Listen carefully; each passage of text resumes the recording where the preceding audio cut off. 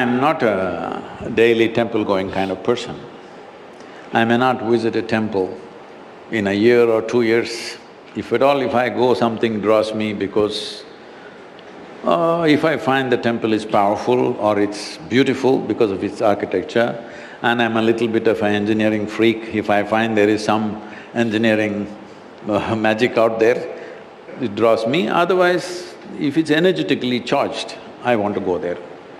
I'm not a praying person, first of all. I've never prayed in my life till today. This may be very shocking for a lot of people.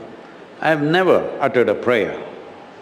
Well, there are invocations, practices, because yoga sees life as a way of enabling yourself, not as a way of calling out for help. Calling out for help doesn't exist in the yogic culture. We are only saying how to enable ourselves, equip ourselves to live this life to the fullest possible way. So, but because I've traveled extensively, at one time I crisscrossed India on my motorcycle. Later on I've driven all over India. So naturally, especially if you travel in Tamil Nadu, temple is not just another place. Temple is the heart of the town. It is because of the temple, town exists. It's not because people lived there, a temple came. No, because a temple came up, then the town happened.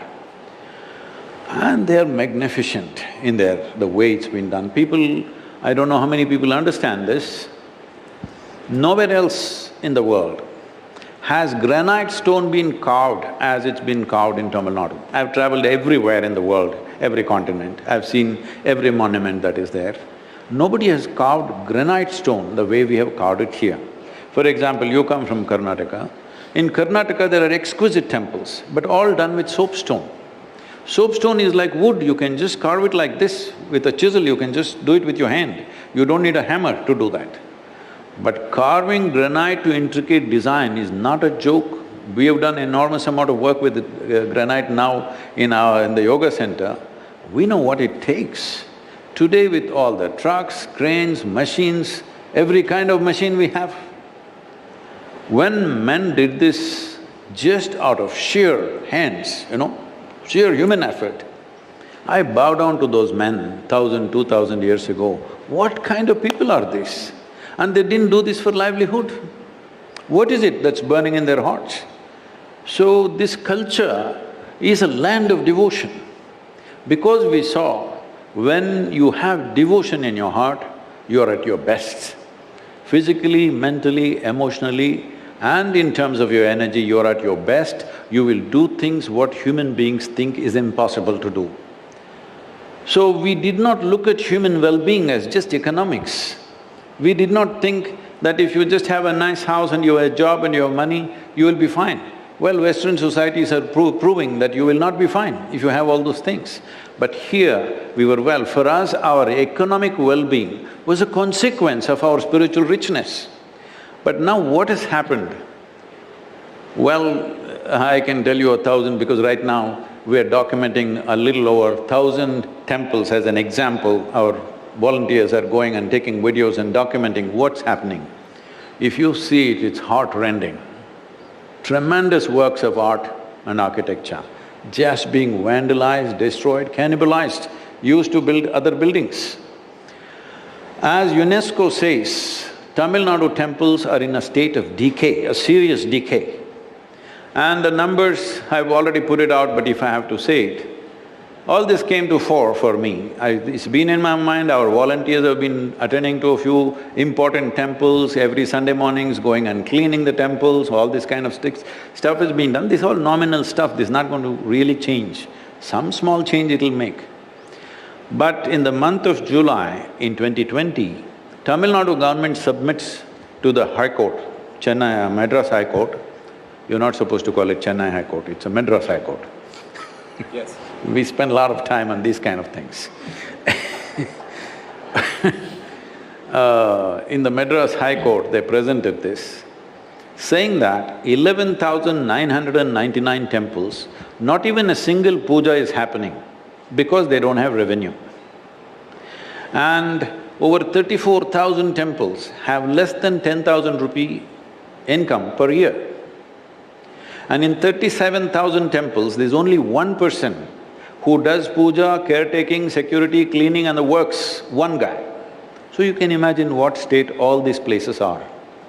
But at the same time, we have over 500,000 acres of land under the temples. We have 2.33 crore square feet of buildings, but the revenue that we get is 128 crores per year. In that, 14% goes for auditing and management. 1 to 2% goes for puja and festivals, rest whatever, okay? Just to give you a contrast of this, the gurudwaras, the SG… what do you call it, SGPC, is it? SGPC. SGPC manages 85 gurudwaras. Their budget is over 1,000 crores per year. See what a great job they're doing in serving their community. 87% of Tamil Nadu's population is a Hindu community, but out of 44,000 temples, you get 128 crore rupee income. Incredible. So what to say about this management? Is there anything more to be said? They have submitted in the High Court, nothing more to say. That's enough, nobody has to make any other research, and UNESCO is saying it's in a state of decay. Decay is the word. So, if you leave it like this, temples were not places of worship in India. Temples were not just places of prayer. There was worship, but not a place of prayer. It is a powerhouse. For different aspects of life, they created different types of energy. There's a whole science about it.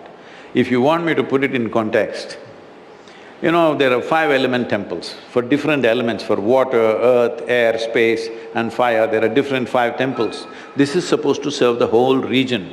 These 5 temples should, operate in tandem, doing various processes to create a certain sense of well-being in the human beings who live in that region.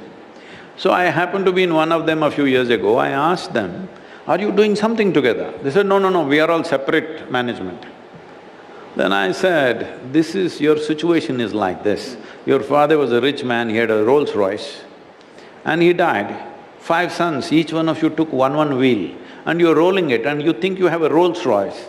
What is the problem with you?